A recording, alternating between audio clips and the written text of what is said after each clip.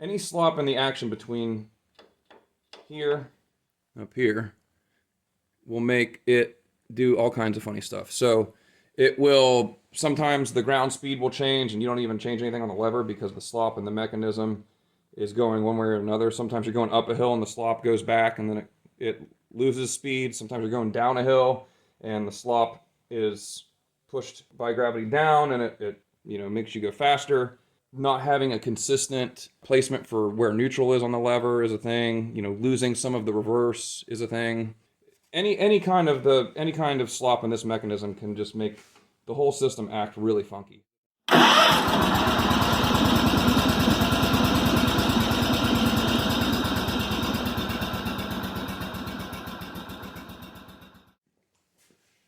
Let's put this guy back on here. Let's see how he fits just normally. Oh wow, that's gonna be a tight fit. Like a real tight fit.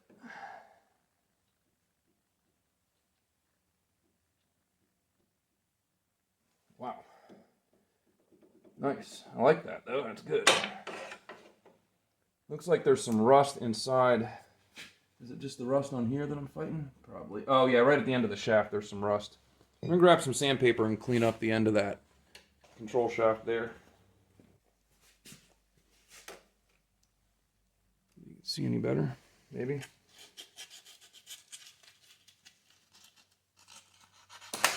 Well, you probably can't see better with my hand in the way. And I'm not trying to remove a bunch of material, just trying to get the rust off of there. And this will give us a good true shim placement too, since it won't change after it pivots onto it. If there's no grit on there, it's not going to change once it wears the grit off. Okay, that's pretty good. Let's see if that helped. Slide on there now. Yeah, it'll slide on there now. All right. So I'm going to put a little bit of anti-seize on here. Just a little bit. Okay. Move it around the shaft just to make sure it doesn't bind up on us at all. So 2 new buttons, a new big spring, and a new small spring.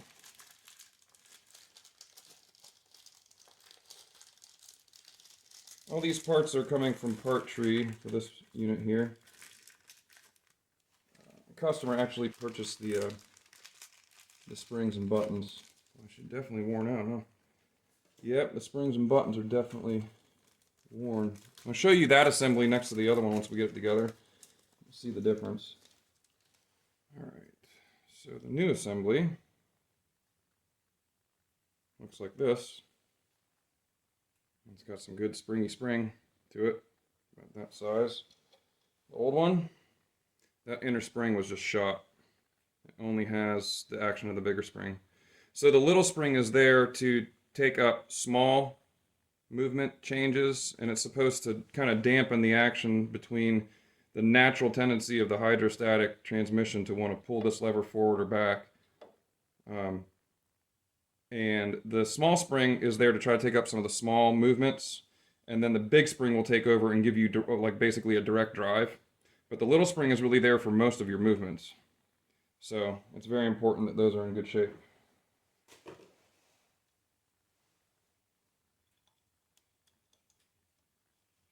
Down in there.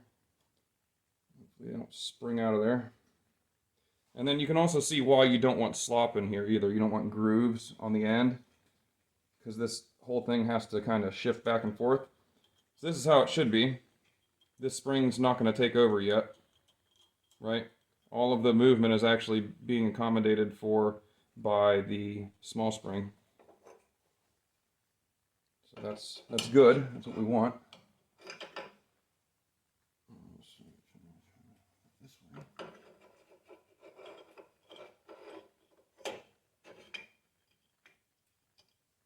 All right.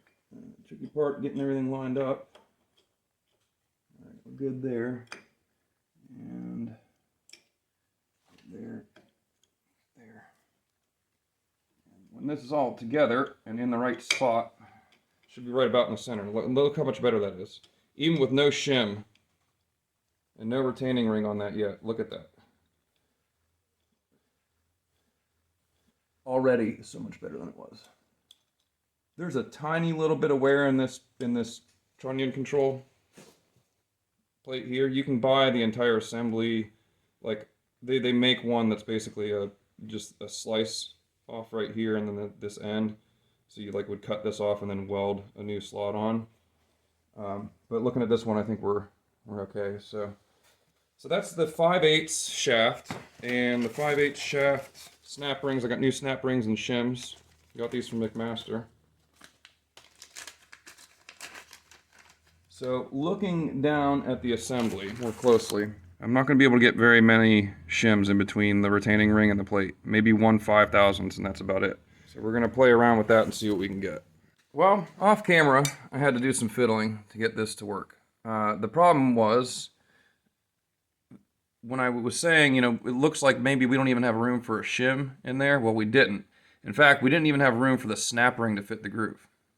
So the problem was, the new bracket that's now installed and good and snug, barely has any movement at all. So that bracket, compared to this bracket, they have a different depth that they installed this bushing, or this shoulder right here. So this should be, from what I can tell, the installation depth, and that's the super worn part, so that's showing about 475. The non-worn portion, somewhere over here maybe,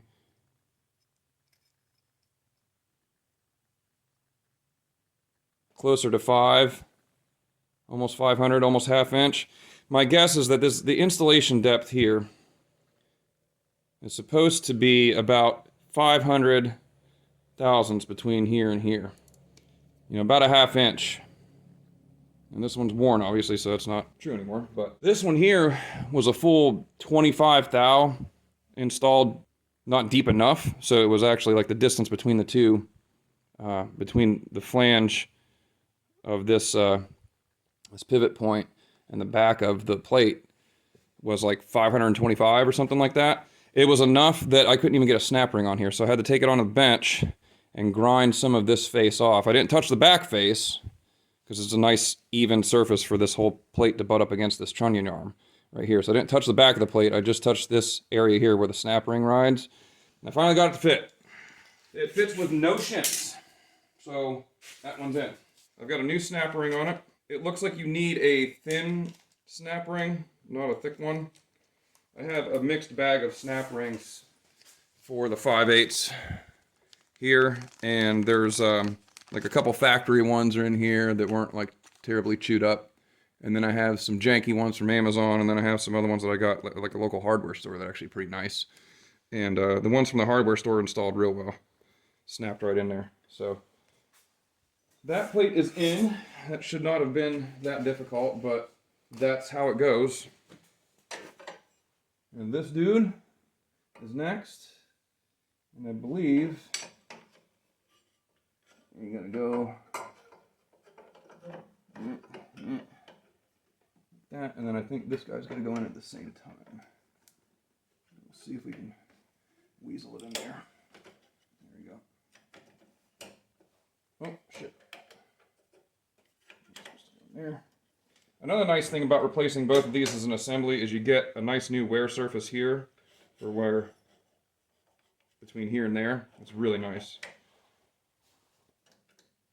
Yeah, so, and we got 2 more pivot points. We've got a 3/8 here, and we've got a ½ inch back here. Here's our 500 clips and rings and shims and all that kind of good stuff.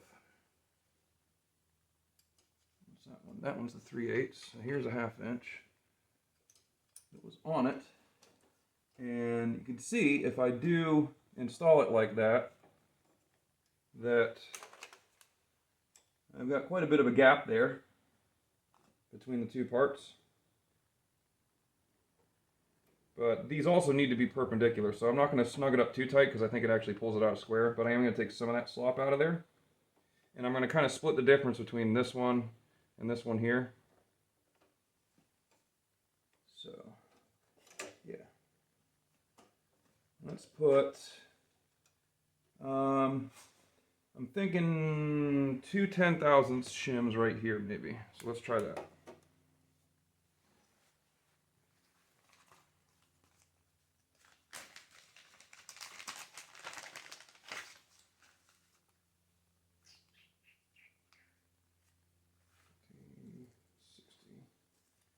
Here's a 10, okay.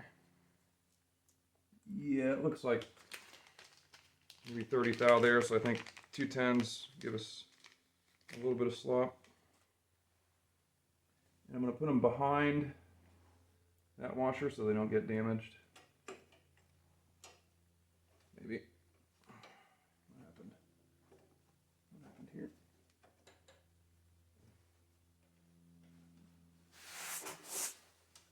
What's happening? Why are you not going? There we go. There we go. Yeah, so there's 2 10s. And looks like enough room for the snap ring. So what do we have here? 500 snap rings.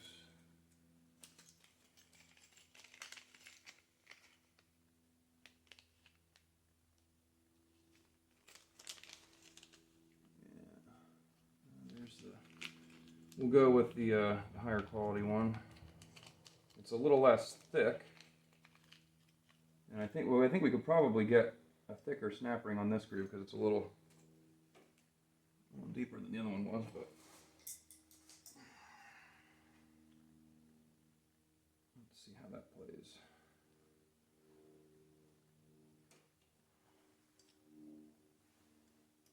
Nope, nope, don't move. Don't do that. Please don't do that. Huh. Well, I tell you what, that's pretty loose for a 1/2 inch groove, huh? That's weird. That's, I think, way too loose for some. I don't like that. That snap ring is not real tight on there. Pull it back out. Looks like it just spread open and it didn't cinch itself back up. Oh yeah, that's totally what happened. It got distorted. So just to be a little more careful putting it on there. Let's try one of the thicker ones that I got. So I think that groove is definitely thick enough that it could accept one of these other ones here. Be less prone to distort when we put them on too.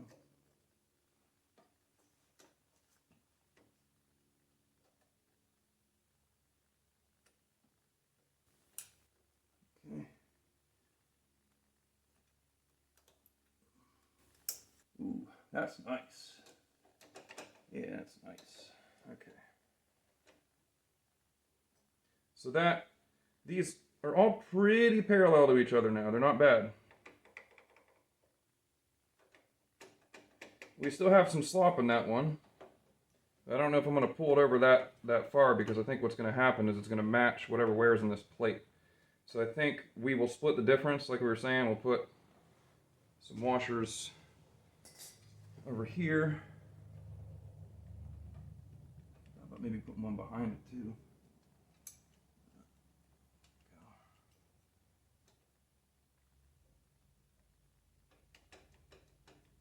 Yeah, I don't like that being that far out of square. I don't want to pull it any tighter than that, I think. And then as far as this way goes, I think that one's probably just fine. Yeah, that's not perfect. I think ideally this whole bracket here would be replaced too. But I'll let the customer know about it, and he wants to eventually restore this tractor for reals. So maybe when that time comes, we can look into doing something like that. Yeah, that is the question I'm definitely having though. Whether or not to do anything about that. The only way to keep it square really is to put like a bushing back behind it there. But that should be significantly better, so. One of the things I think I might be able to do is put the bushing on this side of the plate, so it actually pulls it back this way some more. Try that. Let's just take a look. We'll pull it off one more time and see if we can get any better than that. Okay, so I had this down for a little bit and we got it figured out.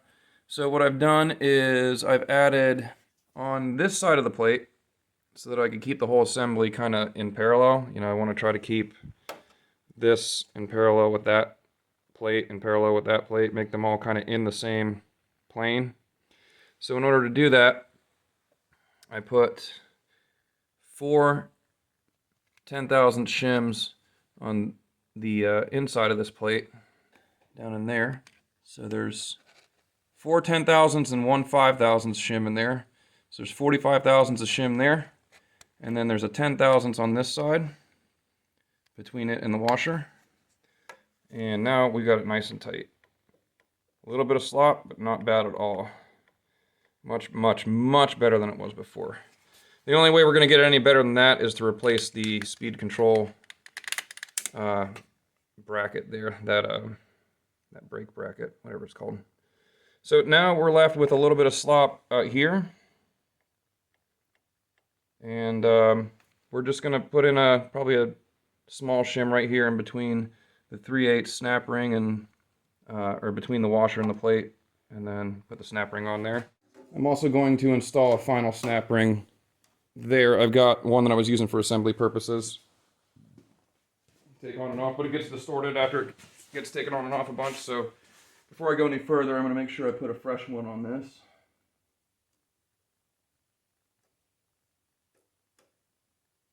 It does stretch. And I end up using the thicker ones that I had, because this groove is, like I said, it's thicker than the one on the 5/8 shaft, so I can get away with it. And this is why I'm kind of saying to replace it, because it technically grabs the shaft fine, but it's just spread apart too much and didn't come back. The steel must be not very springy. So it's supposed to be the right diameter ring for the shaft. It looks like it might be a little small, but the next size up is too loose. So must be the correct one. It's just, so it's, I know when I've got this good enough when I have to actually like kind of shove the snap ring on and shove against the plate. There's really, you know, there's nowhere for the slop to go now. Oh, come on. There we go. Now she's in. Now you can see you can barely spin this washer here, and that's about as good as we're going to get that. So let's head on over to our 3/8, our very last pivot point here. And then we'll hook up the control linkage, and we'll put the gas tank back on, and move the wiring back out of the way. And then we'll lift it up off of the ground, and we'll adjust this plate here for neutral. And then she should be ready to go. Another problem that was happening on this was that the brake lever here that holds the parking brake was sticking. And so when he'd let up the brake to go in reverse and then went to go into reverse, it would actually pull the plate a little bit. It was no good. So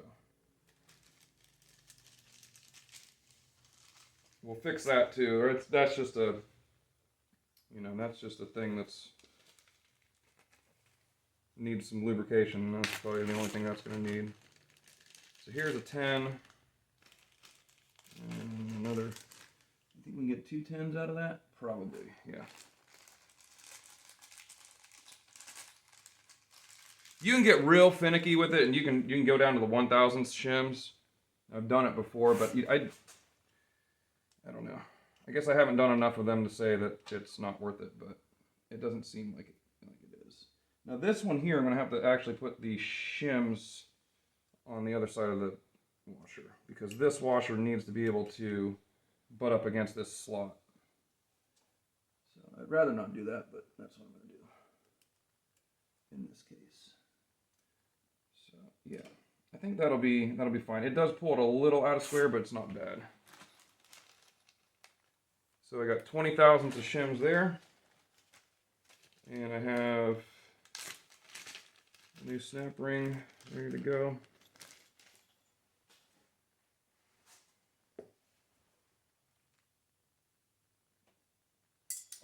Yeah, ready to go somewhere, not on the tractor.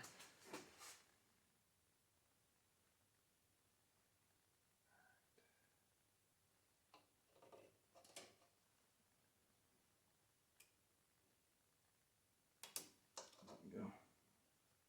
All right, nice. Nice, look at that. Nice.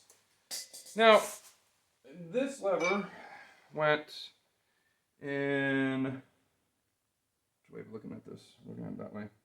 In the hole here, which to me looks like it's closer to the top, like that one. So I'm going to try that one. But I think first, we'll leave this out of the way so we can get our gas tank back in. Oh, I also put some anti-seize, even though you probably saw it, but I put some anti-seize on this pivot here. Because this plate here doesn't really pivot on the shaft, but this one does. Or, you know, it pivots inside of a thing. And this one here is connected by the springs, so it doesn't really do the work that the other one does. Oh, it's going to be so much nicer. So much nicer. So now the linkage is hooked back up. I actually opted for the bottom of the two holes because it looked like when I traveled the lever, it cleared this wire, this cable holder right here. It cleared the wiring better. Better placement for it. I don't know if that's absolutely correct. It's an updated plate. Clearly at some point they decided that they needed two different holes in there, so it does get good full forward control. I've watched it and it engages fully with the big spring here for forward. Reverse did very well. It never got to the point where it was engaging the large spring, but it looks like it's got plenty of reverse. So yeah, let's go ahead and adjust for neutral. So the way to do that is very simple. There's a plate right here and two bolts, and this plate is slotted. So there's two bolts that hold the plate to the pump. You loosen both of the bolts and then tighten one of them, like not super tight, but just snug it so that you're not fighting, you know, the whole thing moving up and down. So keep one of them snug, and then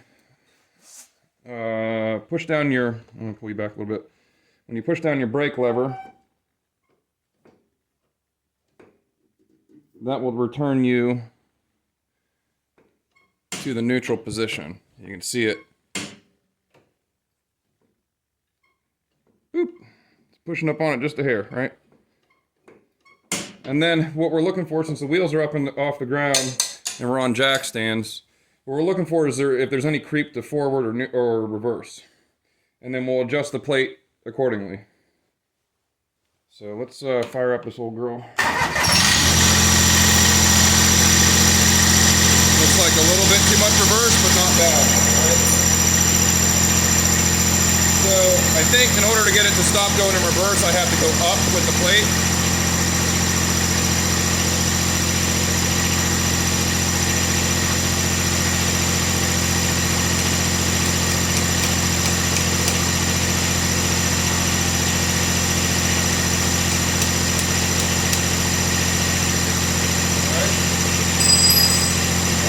Good, it's almost there. I'm going to snug this bolt up a little bit and see if it changes, because that might make it a little different. Yeah, see how it...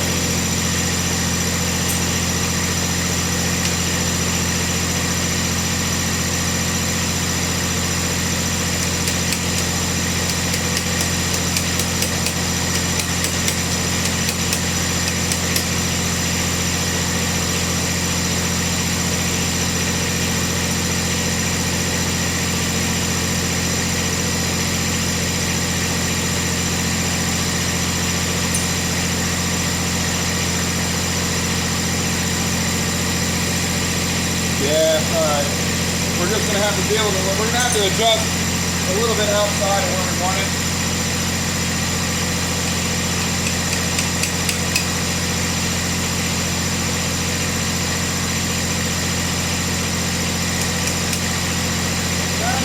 just a hair forward, but I think when I tighten it down, yep. Oh, now we're going back again. Do that again.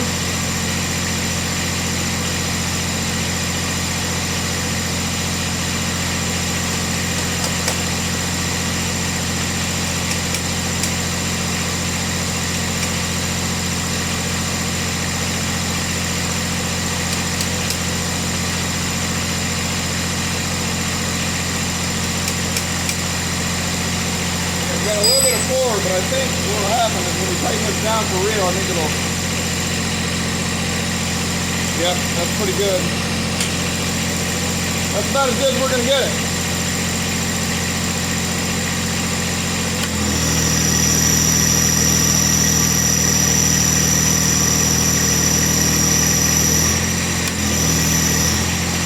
Yeah, I think it doesn't want to shut off.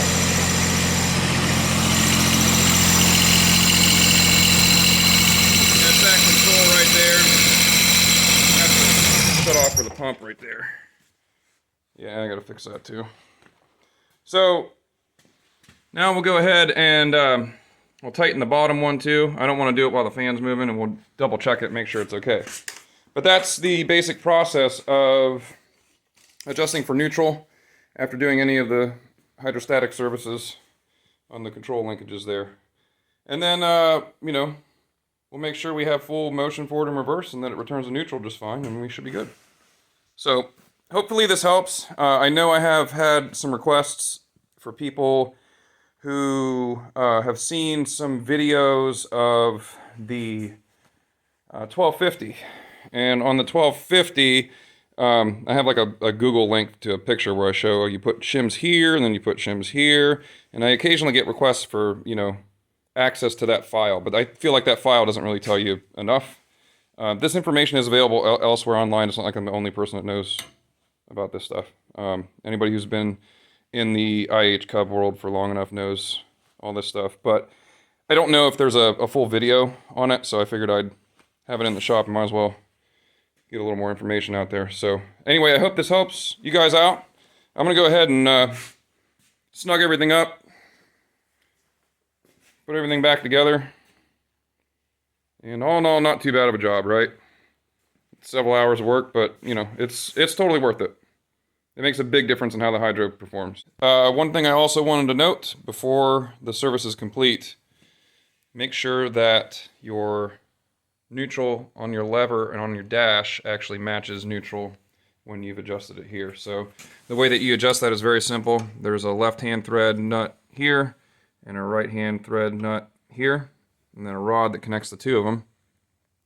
And lengthening the distance between these 2 points brings the lever further this way, and decreasing the distance between those points will move the lever further towards the forward direction.